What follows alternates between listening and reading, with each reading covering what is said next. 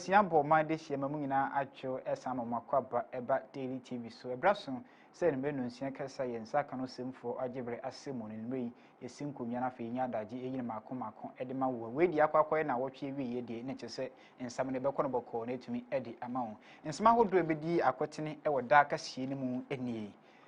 MPP Edwin Sa MPP Amayokunu any NDC Amayokunu Poetu Franca Ediamo one of Ramayan Pinqua Ediamayokunu Ano and they would Sa Equity in Tiasia Apem Yasia no watch say Obeshe Emasumye Ayjuma 2020 Abatua Yebetui Emu Ghana buying Abamania or say International Court Eddie Ebbas Yumshaju Mekuno Ako court and they court abonka into Ghana buying a shame kind so benya bese 30,000 million Ghana cedi ye no ebe free o mo akachi wo ye bedro man Ghana am yet me yedi edwuma no e car international court ebo eba segme ko no Ghana ye nso ye nchefa ye benya edi e free mu no PPP amayeko no abamane e no wo kire se ye we matina media odina edwuma ato se o man ko ni bofo so nko no nsam ne mu do enti se wo ba be ma obenya daje pa ahwehwem na wona wodifo e wo sansam hu ne kodura hodo wo de abo mampani na do anko kufa do no wajebre wahwehwem na fe nsema hodo wo de akokot na court anyone a edifo no edini yie Ghana IGP process ahene abamane e no wo kire sa afia bato no ebe ya sumje prodin semi etu dwa bra European Union delegation bi ebe sra no e na wono wotwetwe ankomo nsam bi kan ye hu na contemporary konya na kinkan ede ama wo kase ya woda na wode mu aseda ede ama daily water nsukura gyan ede abafa abafu kwan so na kyese yasem eyi mu ohawa hodo ina ede fibunya nso ebi no ma ebusi confidence level wonnam ewia so kra hu se dipedua no egbo edwuma sodie se enochi ene yine kufi so se menkan kyerɛw se wesi dan ewi nsam so nkyɛnse a wode bɛbɔ so na akadia make am unique roofing ene ede ama onye ni mmei omo all sizes quality nso ho ne tenten tietie sɛ ya ne kase tie kala wo pei na nso wobetumi enya unique roofing for akache from number na won sabaka bi na won so wato ede akobɔ dan so daily mosquito coil sɛ menkan kyerɛw se wadan tuntum bu mache ebia na wo so kra empenisa na wunya nka wanye bibia ye comfortable e dia ma wa bra tuntum enho na kra so pa dia tuntum ni ha dia ne kyese enye bia e pa ne kyese wotie na mo me kamfo daily mosquito coil ene e dia ma enne nimle so pese wo da e da yie nkwa dia ene kope eduri bi to ne betumi abo pa empon wusie na hwe mpampan na de ba no so die emu hwan papa emu hwan nti wunya bi to a betumi abo ma wo so ne ebusua no matem ho edi free etiri die ya die no nsam bi kan ye hu na kyese mensi kunja me de bro kontenkure nana kwaku brabo mi twem ho ba me ba e de nsam ni kyerem ba brabo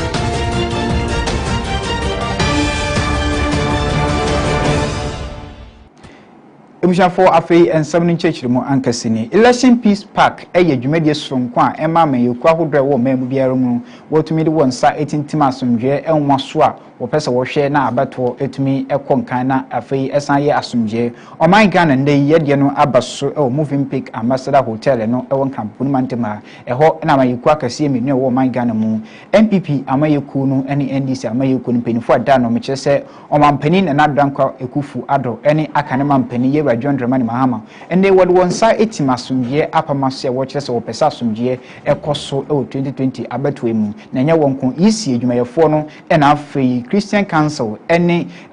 National Peace Council penfo yina eka ho a wo science a ntiase apem no pese wo hwese abeto aye betui ebekọ ewiye na kyese yente bone oyende anase o ha obi wo nyina wo pese wo boa masumye ekoso abetwemu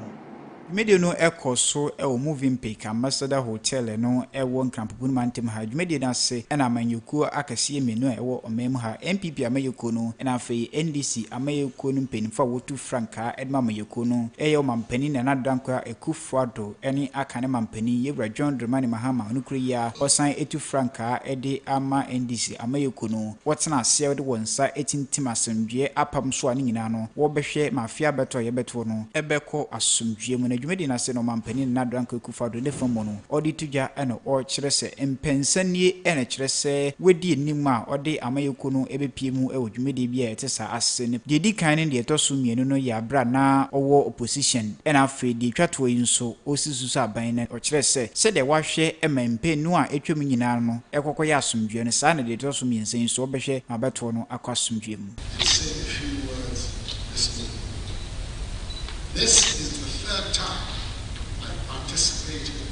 in this ceremony. The first two as leader of the opposition, and the third as president of the republic. Both previous occasions I've held to my part of the peace plan. And on this third occasion, as president of the republic, I will do the same.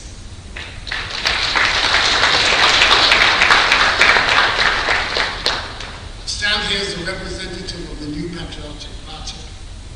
a political party founded on the strong belief that Ghana is best governed under a constitutional arrangement that guarantees multi-party. We come from a long tradition that believes in disputes being settled by superior arguments and not by violence. It has been a long and tortuous journey that has brought this nation finally to this fourth republic and the consensus of a multi-party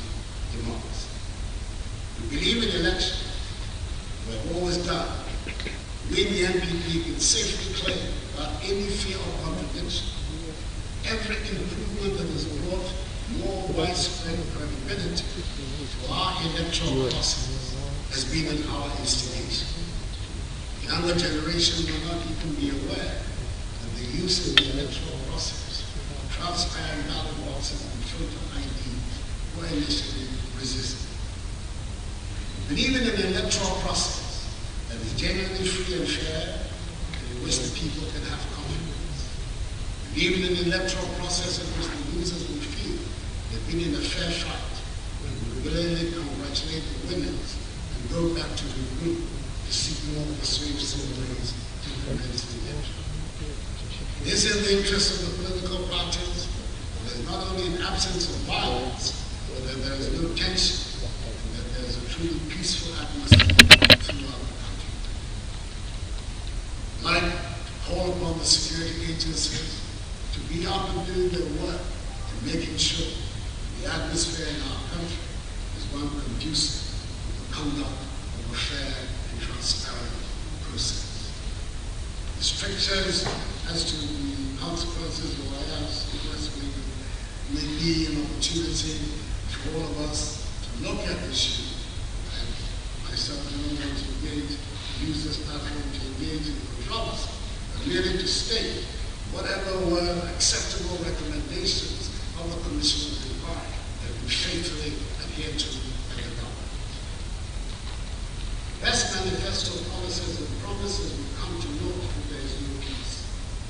You can assemble the sharpest brains and the greatest workaholics to run a government if there is no peace. Your promises remain promises, and you can even have a combination of the best policies, the brightest and most hardworking and incorruptible people to run the government if there is no peace. You cannot deliver your promises. I would say, therefore, we, the politicians and the political party, have the most to lose if there is no peace. I dare say there are some organizations and some individuals whose very existence depend on continuing turmoil in Africa, and African nations being led to believe they will remain poor, dependent, and underdeveloped forever. I do not ask them to behave like the famous three monkeys and see no evil, hear no evil, and speak no evil. But I do not think we help our situations very much when all we seek is evil, all we hear is evil, and all we speak is evil.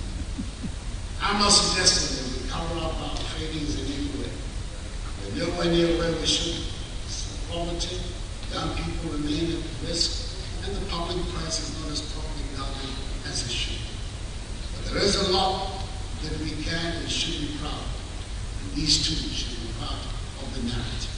One being the consistent effort made by the Ghanaian people to ensure the peace and stability of our nation. the immediate matters that concern all of us, I would say we have conducted admirably the electoral process thus far. In the midst of a global pandemic, the Electoral Commission has compiled a credible voters register, arguably the most credible in our history. The special voting process passed off peacefully, with all political parties happy with the process. It does not help that a would-be reputable media organization puts out a totally false story that the EC had been caught with illegally printed excess ballots. If we are concerned about peace, such media outlets should be condemned by all. Such deliberate malice heightens tension and incites passion unnecessary. We in the NPP want a credible election conducted in a peaceful and tranquil atmosphere. We're certain we have a track record that will make the names vote to renew our mandate, just as it was in 2016. We want this victory to be sweet and incontestable. I've said that we believe in election, and I'm happy to give my word that we should accept the verdict of the people of Ghana. Above all, I pledge that the people, the peace, unity, and safety of Ghana will be our primary consideration. May God bless us all in our homeland Ghana and make a great history. Akane mampani ema omai Ghana yewra John Dramani Mahama nukria tu franka edema NDC ejo amayekuo no kire mu se asomdwe a omai no wono esom mopa nti ono so ne famu no obebo no humadin one amayekuo no akasa sede be ya afia beto no obeji atum ne nhihia hodo bia no wahwe me na kwa asomdwe mu. I pledge to ensure peace and preserve the stability of our dear nation Ghana. Elections are about counting heads and not cutting heads. And so we work together towards peaceful elections. I urge the security agencies, voters, and all stakeholders to ensure law and order. We expect to see all security personnel behave professionally,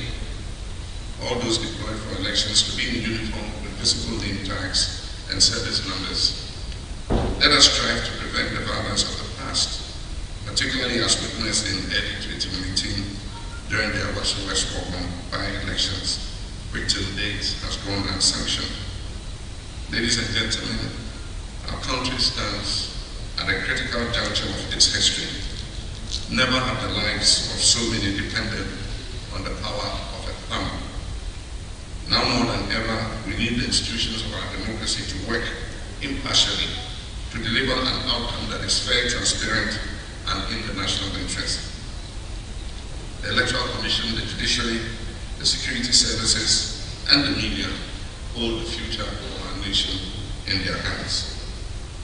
The United States of America has set an example for us, where institutions of democracy have upheld the Constitution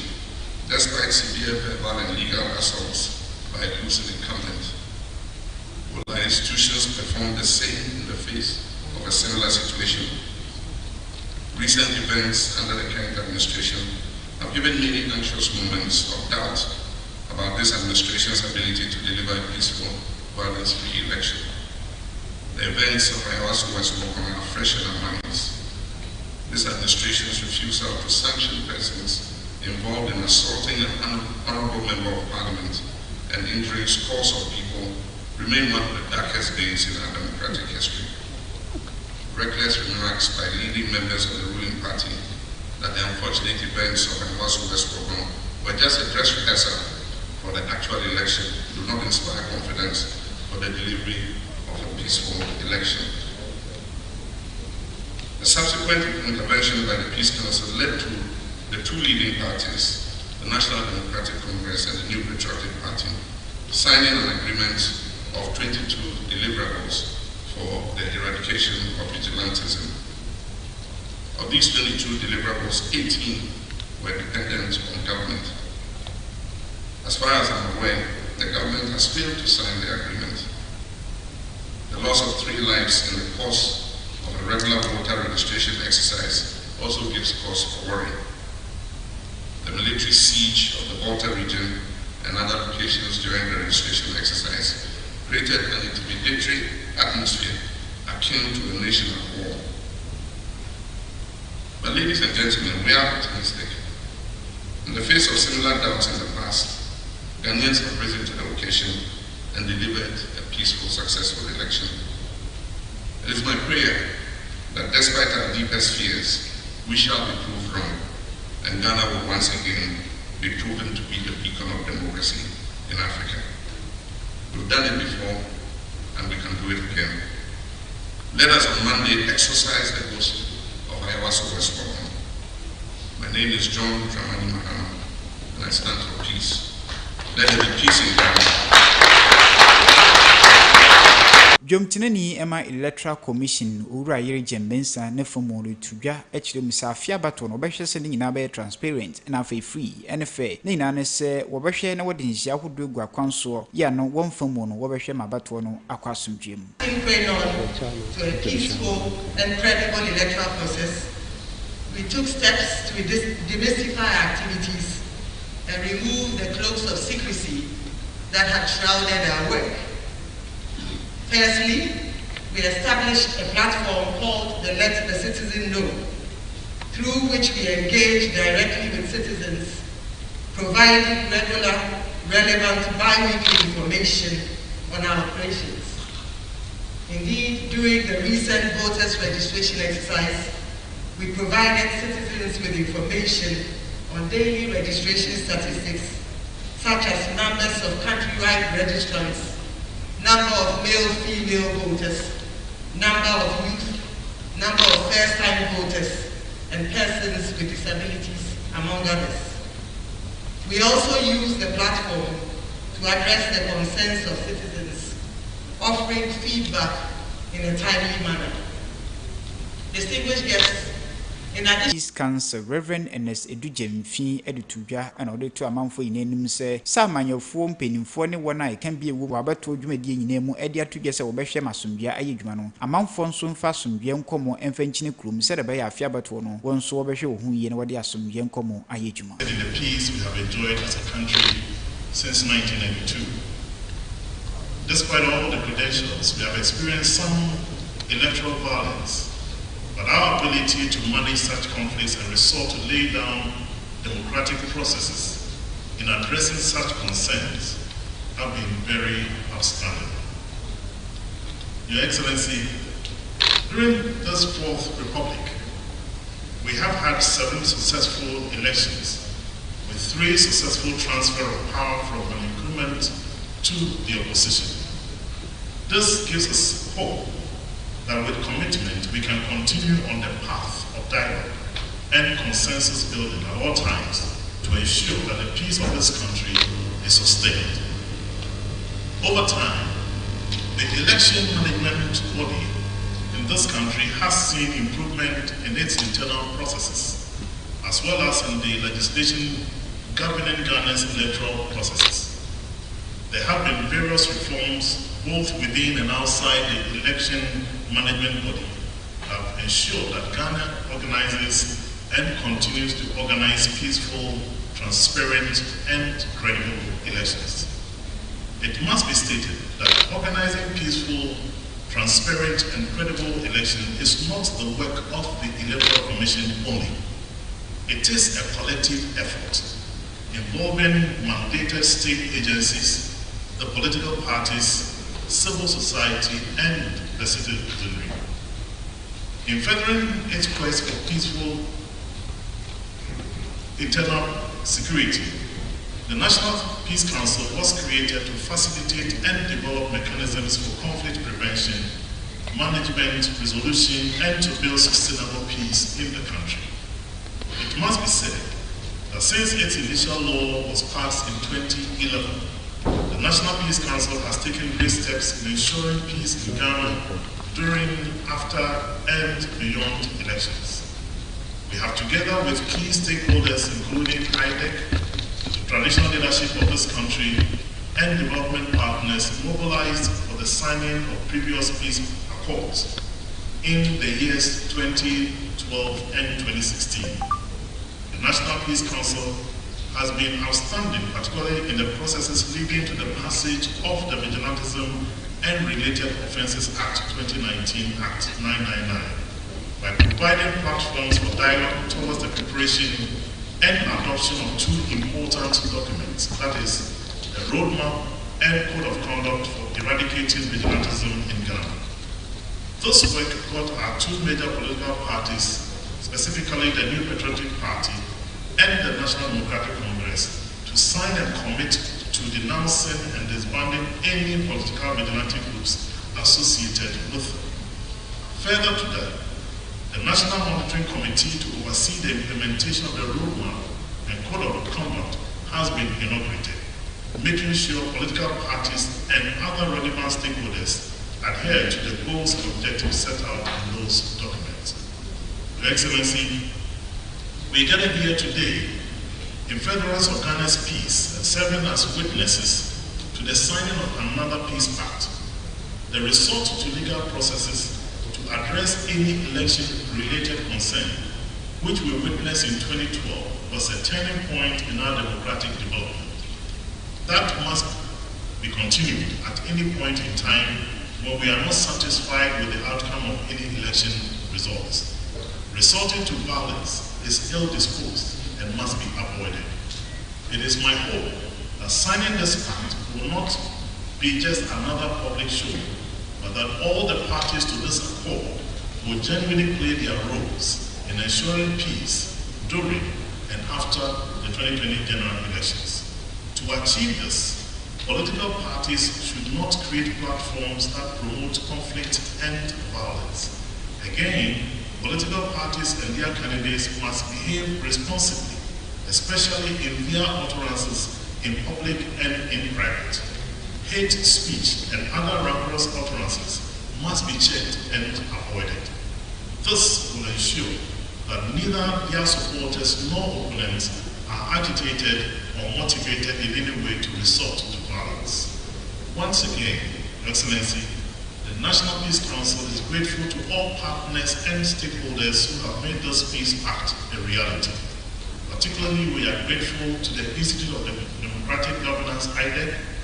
the Chief Imam's Office, the National House of Chiefs, and the leadership of the New Patriotic Party and the National Democratic Congress,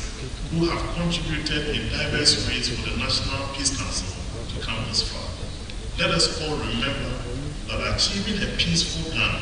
is a collective responsibility. Let us all commit to make Ghana a peaceful country and a shining example in our sub-region and the rest of Africa. Thank you.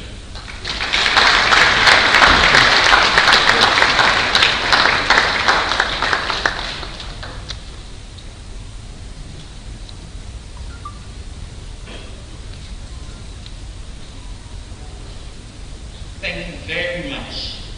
Reverend Dr. Ernest Epigenesi. Let's remember that this is the Peace Pact of 2020, and we are live streaming on IDEC Ghana, YouTube, also on the National Peace Council Facebook page, broadcasting live on GPC TV, and live tweets at IDEC Peace Pact. At this point in time, I want to acknowledge the presence of Her Excellency Ellen Johnson Sirleaf, former President of Liberia. Thank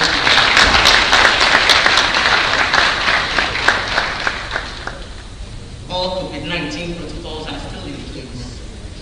At this point in time, may I request respectfully that Mrs. Jane Mensah,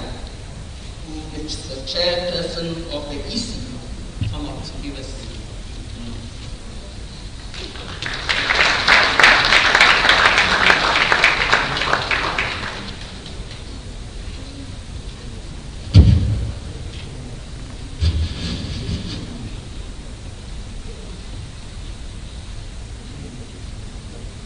Your Excellency, President of the Republic of Ghana, Your Excellency John Dramani Mahama, former President of the Republic of Ghana, all protocols observed. A good morning to you all. It's a pleasure to be here and I thank the good Lord for making this day possible.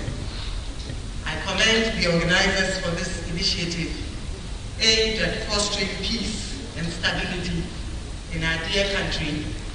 before, during, and after the elections in a few days' time. As the chairperson of the Electoral Commission of Ghana, I can vouch for the Commission's commitment to ensuring a peaceful and successful conduct of the 2020 election. And I'm here this morning to present an account of the various initiatives and steps we have taken to achieve this. Distinguished guests, recognizing that transparency, accountability, and responsiveness are sine qua non to a peaceful and credible electoral process, we took steps to demystify activities and remove the cloaks of secrecy that had shrouded our work. Firstly, we established a platform called the Let the Citizen Know, through which we engage directly. Airbus International Airplane 24 dia to dwa and watching some wagia tum se utia ademudidie ema mpenimfo bi ewa mantam bi mu enti enenam so a wotumi eton Airbus wiemhyɛn bi edma wonandei International Court akwasam so atena enti wabo Airbus dwumeko no eka $3.9 billion year no chese wobetua edi ama man ahodo wotua ademudidie a enam so yetumi eton Airbus wiemhyɛn bi edma won enu enenam se Information Minister onumnyamfo kudwo oponkroma ba amane eno chese esanse Ghana nso ekoto saa ewiemhyɛn ni bi ye no ehon sensem akodigya ewo mamunti aban ahyese enye sadia International Court nso wonhwe na wonje be $30 million emfama oman Ghana na nso chese mpatasika yetua edi ama oman efise wugu yene hu fi ewo amansendwa so ewo mampanin deda John Dramani Mahama NDC abemu ene beto dwese Airbus no eye wiemhyɛn no oman nso ekoto bia wode beboa asrafo wo mamu sede be wondwumedie betumi akoso wetumi abo oman no ho ban nenum ena afi me beto dwese katasehye pro kankan ena afi dwurumdie bi ekoso ewo kwanya Ghana ne aman ahodo bi fa so na woto Airbus wiemhyɛn no ebi eno enam so International Court etna asam no so a ndei Airbus edwumeko no wagye atom se wodifo se woma ebinim katasehye ekoso se de beya wo betumi nya kwan wato wo ahyɛn ne bi eno enam so Ghana ban so de abetua o chem se ohwenim kwan se yebetumi etua sikapudu be se $30 million edi ama no efise Ghana aka amanya osusu se wotua sika bi ema won se ademgidie ansan yetumi akoto ahyɛn no edi aba omemu nsem beto dwa ena ye ononyamfo kudwo opon nkrom a oba amane edi ma ban na ode to dwa wabro ne nsantwefo etwetwe nkomo oto aso se ewo June afi mu ena ban ene International Court firm no edi nkita hu a wo hwɛ se wone a wodin ewom se wo firi omemu a waka hu emekatasehye pro ene dwurumdie no ekoso ewo Airbus ho nsensem no mu no aban so behwe ne wode wo ekogina no osan to aso se abede di se mpenimfo bi ana wondin APM no wonyina International Law Court no abo wondin a mpenimfo hwe nim kwan se afie mu anasa afie ebewurumi wode wondin bebetua na Ghana fo nso ehunu sade ansem no ekɔ ewo Airbus dwumadie no Mr. Kofi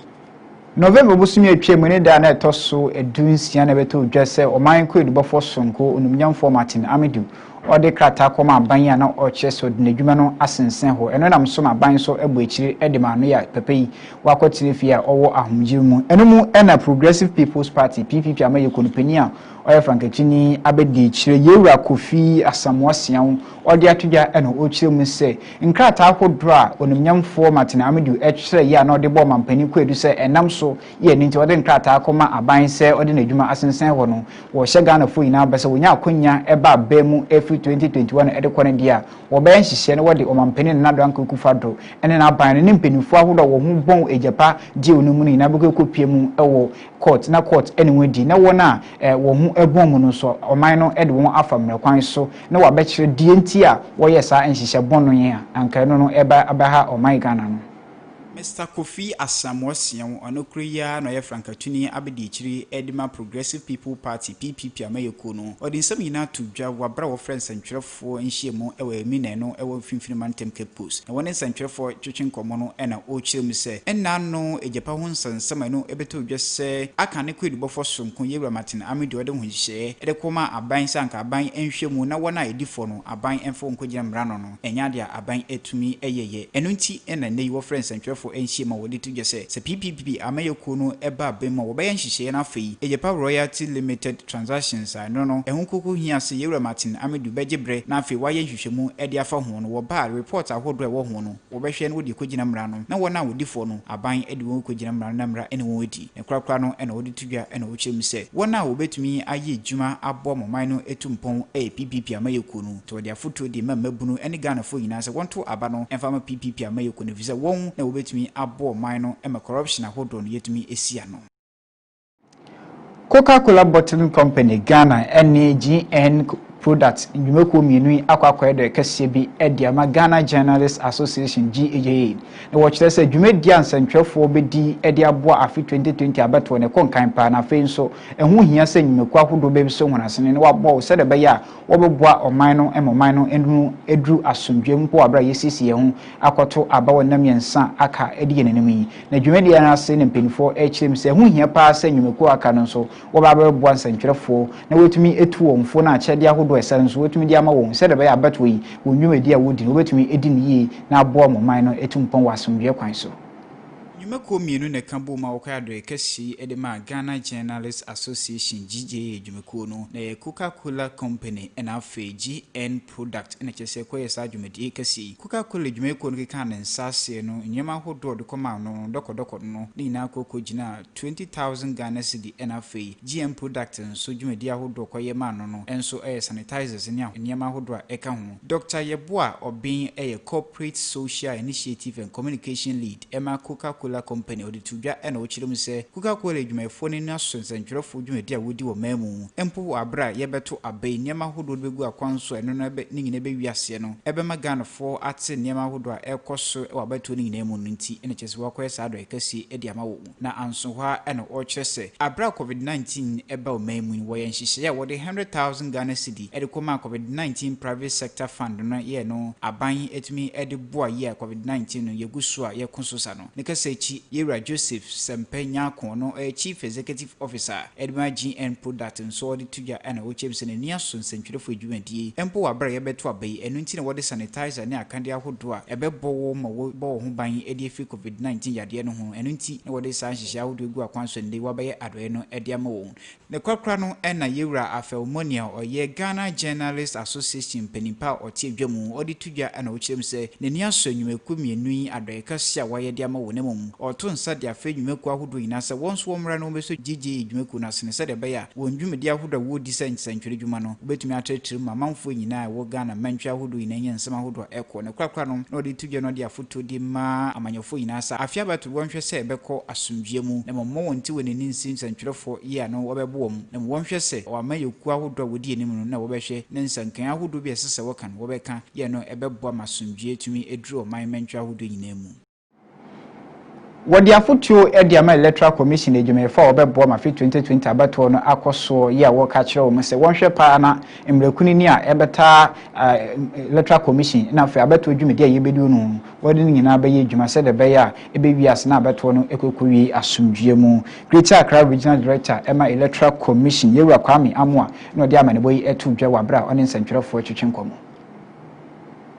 Yewura Kwame Amoa ena ye Greater Accra Regional Director Edema Electoral Commission atena ya ehwe abato so ewo man Ghana mu odi nsem nyina tudwa wabra one ensantwerefo etwetwenkomo ne nsemu no na odi tudwa ana ochirem se edwumayefo ne ankwankra Electoral Commission na apa won se womwa wo ye ntutuye no be kan Electoral Commission edwumayefo no se de be ya afi abato edi yenenimu no yebetumi ato na somdwem no wo bia wonim na afi wo betitie Electoral Commission mrekuni ni odi ye edwuma ne ho no mpenifo behwe ne wodi wegina mra no se de be ya mra ebetumi eni dwumadi ne nsemu no okire mu se so bi eto electoral commission nhihye ahodo didi dwuma ye na obebo ma beto akwa asomdwe mu no so bi to a obehwe ne eho asotwe ahodo yi na yetumi ede abo na edikan no okire de se eneme menu se nipa no yedi no begina mra no na afei yabo ne ka ye no no 500 penalty unit na yede bebo no anase yede no kwakoto efiase no obede mese mfinhie mienu anase mienu nyina na kyese aban betumi de abo no mpenfo behwe ne de samra no ede aye dwuma enti odi afotu ede ma electoral commission dwuma efo wo behwe ma afia beto akoso nyina se wonhwe ne wonfra mrakuni ni ahodo a ebo electoral commission abeto ene ne dwumadi ahodo nyina ehon hihye no enye dwuma yewura amoa ne krakra no na edi tudwa akire musamrakuni ni a ebo electoral commission dwumadi ehun edoso pa enti dwuma efo ni nyina emfa hwe yie se de ba afia beto no enam so se wodi wo dwuma se electoral commission dwuma efo no enam so ma wonso obenya ohawo nipa ba nan na Europe aman kabom ko European Union penifo etu onsa womre omemu na onfo neni embedi 2020 abeto ichi na fi womwa ahodo ne nyansan ne nimdi ahodo won so wode bebo electoral commission se de be afia beto no ebikoko wiase no kyese oman no edi nkunim e wasomye kwan so ende wode wakwansra no ekopie mu e Inspector General of Police Ghana Police Sahene yewura James Opon Bueno akachie no e won krampopun mantem ha wone ne kwatwetwen komoni na ne se wopese Ghana abeto ayebeto no apolice for won chefa ewumu no woye ne yie se de be ya ebema emra aye dwuma enimu ena pani a ogina IGP anemu COP Dr. Ekufu Dompario no oye General Director for Administration Ghana Police Service auditor Ghana chem say one na police for apa won say wo behwe ema afia beto na akoso a police for no kire say we de wo mo afantiti ahudo mu a ye train wo mu yi pa nti wo kire say wo bebo pa masomdwe akoso 2020 abeto emu Inspector General of Police Michese Ghana Mine Police Sahini IGP James Opon Bueno din semina tuja wabra European Union abedwofo wapa wonsa wonfo wenini kureche wisie embedi Ghana bato yebeto e December 7 echi na wonkobo ho amane emfankyere amantam a wo European Union no asie no obepie ne nase ewo police headquarters e won kramponi mantem wabra yewra Christian Sport de yi enechese odi wonini ma wobaye na enumu ena Director General for Administration COP Dr. George Ekufu Damparia no ogina IGP anemu odi tudwa ena ochem se Ghana police for ne abamofo yina ayire bambo ma wo pese wo hwe na afi wo boa mafia beto no so ekwasomdwe mu odi to European Union penifo ne nenu se emarima ene police fo a oman no apa won se wondi dwuma na afi wonhwe bambo enye dwuma e wa afia beto eni mu no wode wo mo afantitie mu a wo abeto ho nimdi ahodo bebre ye no wo behwe aboban agiban a eno no abeto no kwekwo wiase na ya asomdwe enti to woninim ene wo kyese European Union dwumayefo no so emwa na won so won famu dia obetimi aye no won famu a police for electoral commission ne omani na se de be afia beto no ebikuku wiase no ne bibia akwasomdwe mu sia for daily TV enumre no sia kase ene kyese wasogusu a wutie begina yesu na atwe ho aba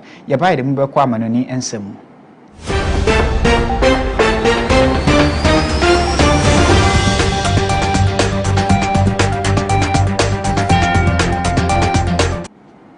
afi amanene ensem nipa dumiensa na wonya akonya wode wo mu efa ntitiye mu eno eye executive intelligence management course na nei wetumi afa ntitiye ni mu a wewie na woyi nipa dumiensa efri ebibrem ha atoye amantam ene Sahara amantam na wo mu ene kyese ye pa onipa efri mu a wonyina woye abambofo a wopese wo boa emasomdwe eba ebibrem atoye amantam a ewo ha enmu enna pani a oya anamsini ema wiase nkabomku Batan United Nation Dr. Mohammed Kambas odia tuja ena o kirem se COVID-19 na ba na enyensunsanso onwuma hodo so na nyahosa enyensunsanso so e wo bamboku edwumadie e wo man Ghana ena afi aman hodo a eno e wo West Africa ene Sahara man ni nyinamu nti odia tuja ena wo kirem se wo mo homodin pa wo mo ban wonje ban wo msa yade na ho so de wo mfa nhihia hodo ngu akwan so se de be bebo ban age ban efi terrorist ene nyema hodo a eye no etoto man na somdwa ase nyina ehun chiremu a COVID-19 yade no enyensunsaso ewo nnwuma ena afi ahobambo ehun nsem nyina so yewura Dr. Mohammed Kambas ono oye special representative ema United Nations Secretary General ema West Africa and Sahel amantama ewa ha no ode nsem nyina tudwa wabra dwumedie bi ekoso ewo Nigeria memu nkasa no ena wotoa so ena ochem se esan COVID-19 na enyensunsaso ewo nnwuma na afi ahobambo so nti ama amantama hodro a ewo ebibremu atoye man mu ene Sahara no enye nsunsuaso bebre ye no enam so terrorists ahodo ya wetu oman so san wotumi di wondwuma enam so ma bebre na nso aka enchini egu opani etoa ne nsam so echechire mu a Boko Haram ena afei eswap wondwumedi a wodi ewo Chad ena afei Nigeria man mu no enam so abambofo impenimfo wagidin ya woboa ma bambo etumi ekoso Nigeria ena afei Chad ene Nigeria man mu no wotumi adawo benkum so eno akwakoya abrahosam to de tudwa ena o chese COVID-19 yade no ewo de nanso abambofo nhwe ne wonyere bambom sede ba amanfo betumi enye wontri edidim wasa amantam ne teachiri West Africa mantama ohani nemu nkasechi ena Director General ema Department of State Services Mr. Yusuf Bichi odi tudwa ena o chirem se COVID-19 ne wom se nyansunsuaso wo nso de nanso nyade wo betoto bambo ase wo bayere bambo bampe sede ba ya amantam a ewo West Africa ne nyina wo benya asomdwie empo wabra ye kon COVID-19 yade no Ewusiafo yedi mu besia ne atwe ho akwakwaje abofo nkrato ba ye ba Sports Center ede bu beto aso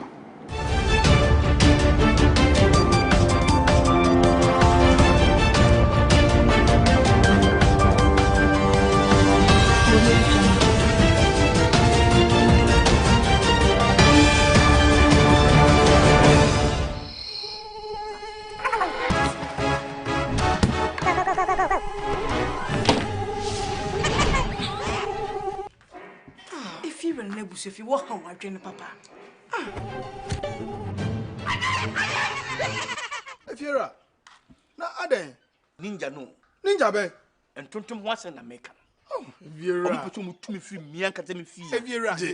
daily mosquito coil, a big tuntum nina. Bah! Are you sure, pa? Bah!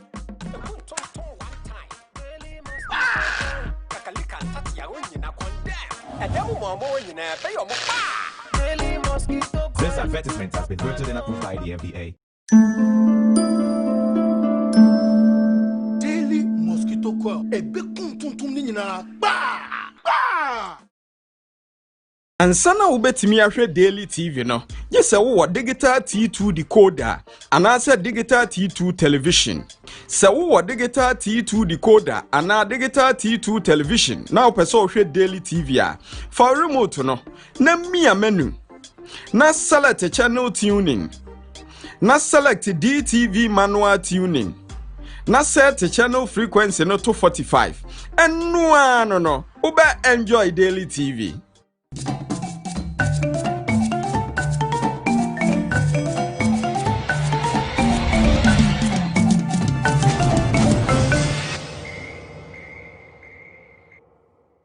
Wait me following with social media handles so. Your Facebook Daily TV GH, Twitter Daily TV GH, YouTube Daily TV GH, and our Instagram so Daily TV GH. Daily TV, done in your for Friday soon.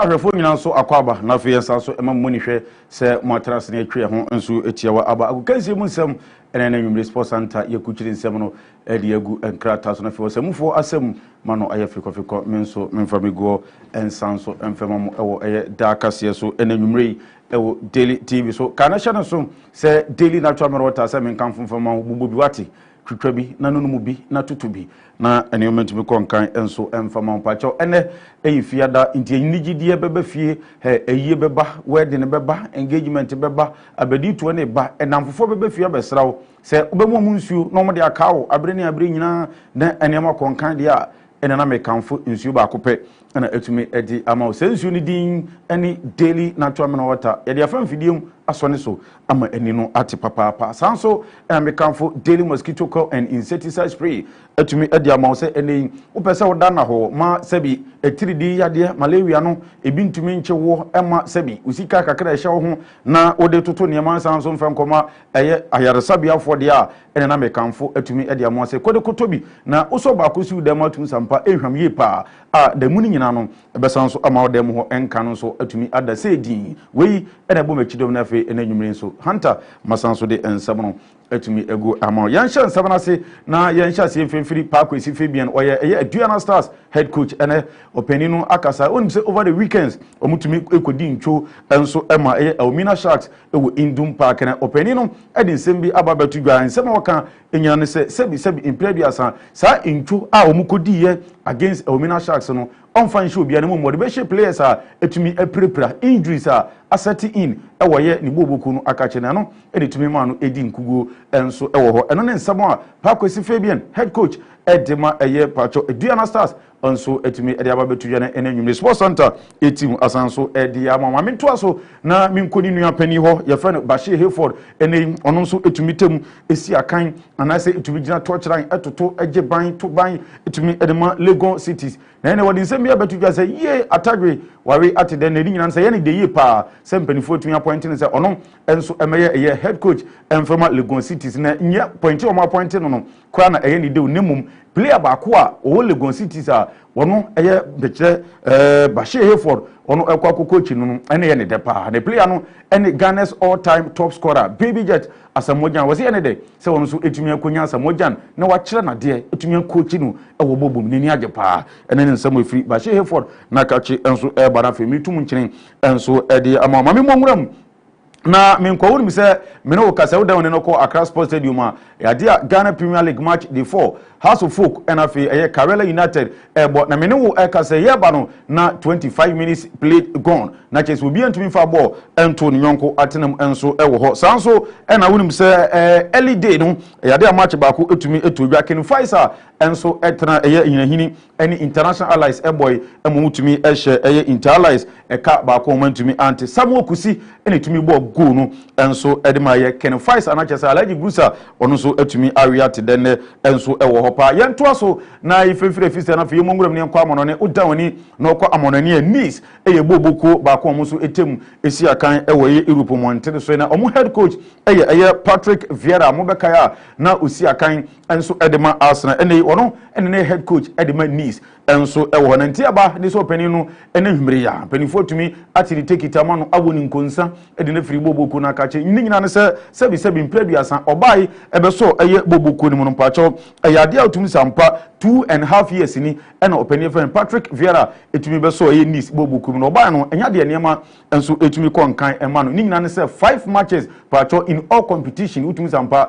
ade wo lusu ni nyina ene ntiaba ene se Nice kiremu adabi pacho onfa ni dwumadi nyina as head coach emfento na fi obi nso emrameto so ne bema be yebi ono nso ama me nyina ntiwei ene awerehosam a efiri eye Patrick Vieira ono nso nakachi eba ne nanwumre metum nkyene atumi diama woda wani noko eye UEFA utumi sampa Union of European Football Association etwenity wase eye UEFA onim se omo ene tumi organize eye competition e friend eye UEFA Europa League sanso na eye UEFA Nations League ena afi eye ade atum sampa UEFA Champions League na no omo ene tumi de sa competition no enso etumi eba ene ena nwumre yi metumi aka si so people ade ama se ntia eba ene se ene eye ade a UEFA asanso lanchi nyame ya adumu a dum sampa 2021 ombe sanso alanchi another competition asanso ede aba competition no enso edi any UEFA Europa Conference League UEFA Europa Conference League eno any league ni din anyame ya adumu a 2021 UEFA for launch na omo launch a na chese ehun so sam kakra eno so eba enso eno no eyade a league ni din edi UEFA Europa Conference League na chese omo sanso de beka UEFA Europa no ho ena fe UEFA Champions League anase eye UEFA Nations League a empanifo so etimi bo no omo sanso ede ba kon abeka ho amani o so etimi akonkan ede ama odawani na ko Real Madrid de Los Blancos a utumi sampa enti aba eni se eniema nkoye emfema eye Real Madrid boboko ni nyina ne se omudi tarea na awai omukuremu a na agiegu enema nkoyi kra na no ena omukiremu a enema nkoyi de enema place ni bi ho a eye na bosumi ni mu omutumi bo homode papa de bo eye Real Madrid boboko nti me no kasa eye player omutumi to no so aba se won na eye the best player in the month of eye mepacho November no eye Brandt efe Luka Modric a ono so esi akan edemo as midfielder no ono na ne Real Madrid for tumi ato no so aba se November etwam no wono ene Brandt a Real Madrid akache no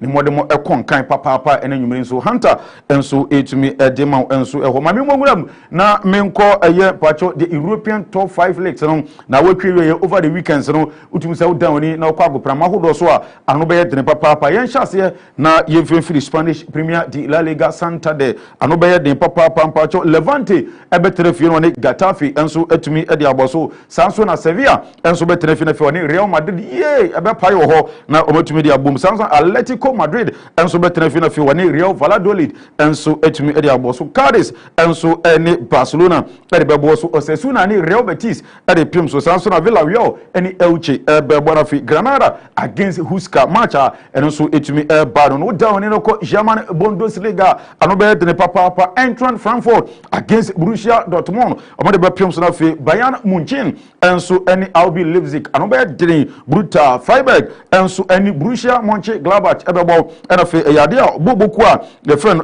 Schalke 04 enso ene Bayer 04 Leverkusen enso ebetumi ede aboso sanso na Hertha Berlin enso ene Union Berlin ebetumi de aboso na kese Berlin Square omode pim so hwan na ne Berlin ebetumi abro no yonko enso ede so yemomuram na yenko eye Italian Serie A KASEE the Clash of Titans enso na wotwe matches ni bi enso ebetumi atodwa Inter Milan enso betena fina fi wani Bologna etumi ede apem so bada fi ukọ ehon so Juventus the old ladies of Italian Serie A enso eni Torino enso betumi ede aboso Udinese eni Atalanta ebepem so anobe de brutal AS Roma ebetena fina fi wani Sassuolo enso etumi ede aboso na fi Crotone enso eni SS Napoli ebetumi ede aboso na fi Sampdoria enso eni AC Milan enso ebetumi de apem so utumi sampa matches a ano edin enso ewo ho eno no yemongram na yenko the most entertaining league in the world no doubt about that pacho eye EPL eternity yawa ena me so me kan etumi ede ama we yade a Burnley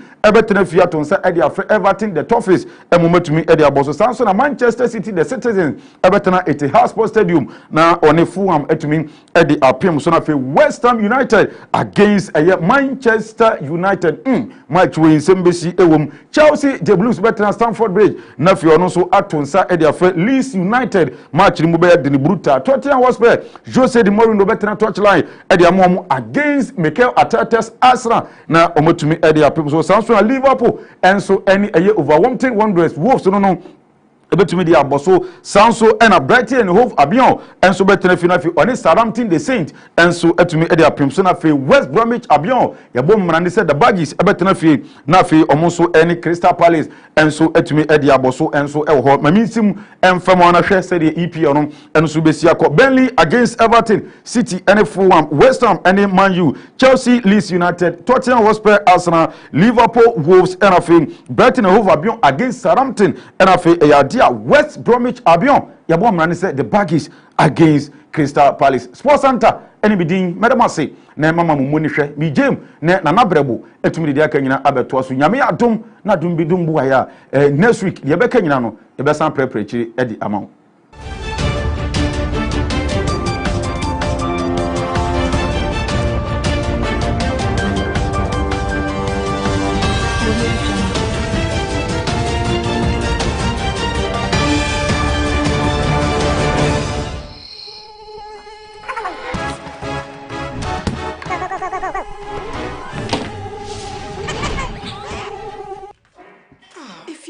If you walk on my train, papa. If you're a Ade Ninja no. Ninja be And Tontum once in America. Oh, if you're a to me free, me and Catemi fee. If you're a daily mosquito coil, a big tum nina. Bah! Are you sure, pa? Bah!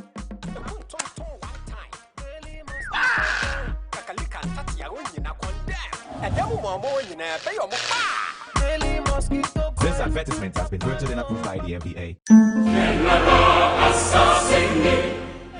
appeal to all Ghanaians to vote peacefully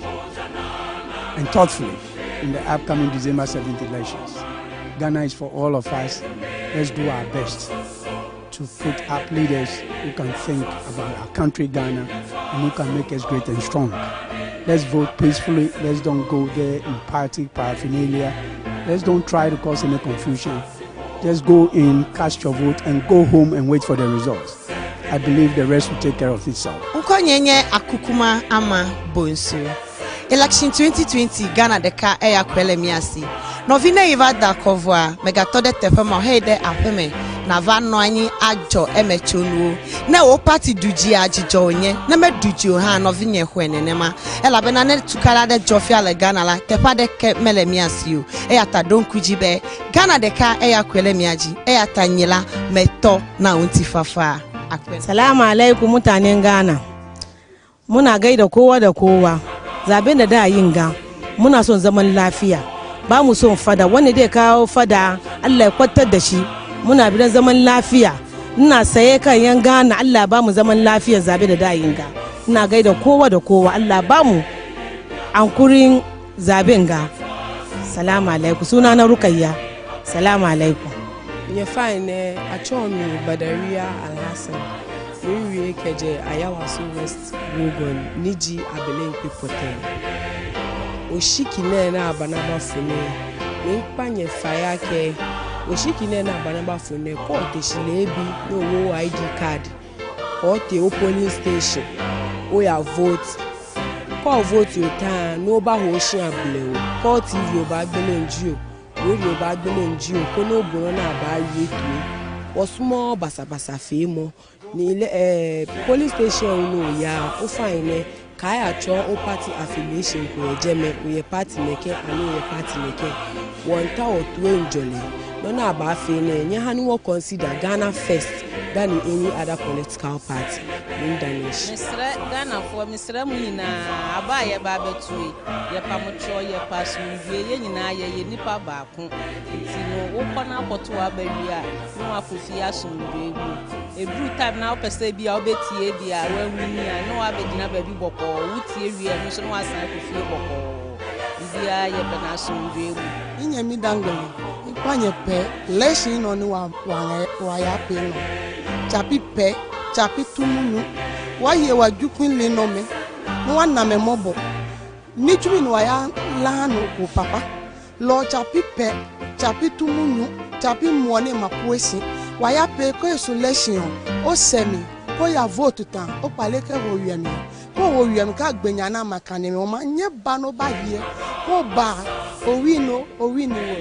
chapi pe mu chapi mo chapi tu chapi pe wanye penye si bani wanki eduku ome ke wa mami me ke wa papa me abinye wa be ko yam wali french tu lo ke wa ya pa mi no wa ya ni le wa pe ne pe few ne wa we ma wu no wa de ke ma wu motumi wana ma wu sika ne numi sisi no wa ma pe ne pe few ne ma wu bi mi amen.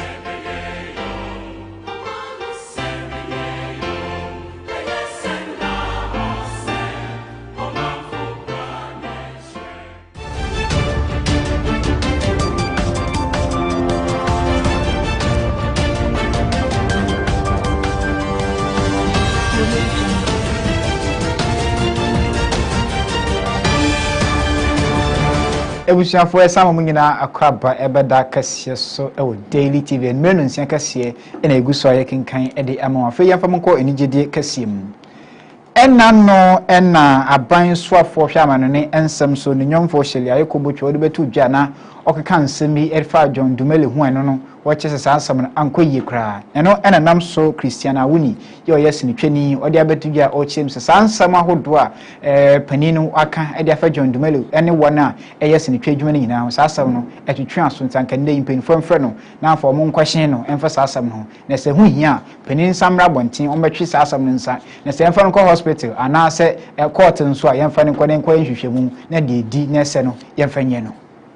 Ghana sinicheni owura yere Christiana Wuni de nsɛm tu dwa na ya bra ne nsɛntwerɛfo atwehwe nkɔmɔ ɛwɔ nkampopo no mantem ha ne nsɛm ɛna ɔde tu gye sɛ ɛna no abansoafo hwɛ amane no nsɛm so no kura ya ɛyɛ mmerɛhyɛ bedwani ogina ma dehye ɛwɔ anyaso tum onumnyamfo Shali Ayoko Botwi nsɛm ahodo a ɔkafa pani a ogina sɛ mmerɛhyɛ bedwani ɛma NDC amayeko ne dimu ɛwɔ ayawaso wasu guabato empeso so yewura John Dumelo hu ana ɔkyerɛ sɛ mmerɛhyɛ bedwamu no nnwumadi ahodo a wodi wɔ hɔ no dwumadi a kyerɛ sɛ ɛkɔnkan yie paa ne nyinaa ɔpa kyerɛ ne sɛ yewura John Dumelo nya de obetumi akɔ sɛ mmerɛhyɛ bedwani na saa nsɛm beto dwa ɛna owura yɛ Christiana Wuni yɛ ɔno ɔyɛ Ghana sinitwani ɔde to dwa kasafa ho no kyerɛ sɛ saa asɛm no ayɛ ne yɛ paa ɔne mu na ɔkyerɛ mu sɛ ɔka akyerɛ Actors Guild fo nyinaa sɛ wɔmfo wɔno ɛnto saa nsɛm yi mu na nka bɛyɛ a ɔmɔmfro nomnyamfo mmegyina mmara no na ɔntwe saa nsɛm nyinaa ɛmfa nsɛ na nyɛ saa deɛ a bɛgyae sinitwa adwuma no na afei wakɔdwene ne ho ɛfiri sɛ mpanimfoɔ no ɛnya deɛ obetumi akasa de ama wɔn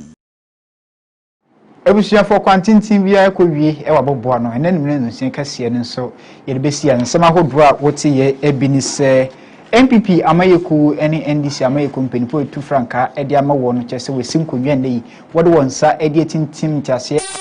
so a wɔkyɛ sɛ wɔbɛhwɛ ɛma somdwe aba 2020 abatue mu aban e de abatuje oba amane se Airbus won sansam ne kwekwo US International Court abo Airbus company no eka be se 3.9 billion US dollars intinlei aban so atwera kwese esanse Ghana for ehunwo minti wontua sikapudo be se 30,000 million Ghana US dollars emfama omane se de be ya yenso ye de be ye mpatasika e de amomane se mi kan ye hu na kwantembre meje bra mtumi ekenkan e de ma wabra filihie kuma ejebre na afei se ensam no mu e de ma Ruben ejina Nechi edi enafe McLean Bandoff enso ehye